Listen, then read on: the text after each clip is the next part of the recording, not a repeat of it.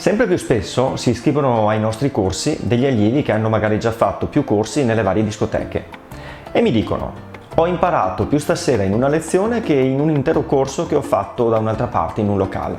Vedi, per imparare a ballare, se vuoi imparare a ballare bene intendo, è necessario apprendere i dettagli, quei dettagli che richiedono attenzione. Un'attenzione che puoi avere soltanto se vivi l'esperienza in un locale tranquillo e senza confusione, rilassato e soprattutto dedicato totalmente ai corsi di ballo. Un ambiente creato ad hoc, insomma, nel quale tu potrai realmente essere seguito nel tuo percorso. Solo così potrai divertirti mentre impari e ti sentirai in grado di affrontare la pista dei locali da ballo senza freni.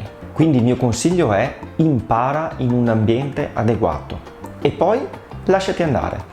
Vivrai sicuramente un'esperienza migliore.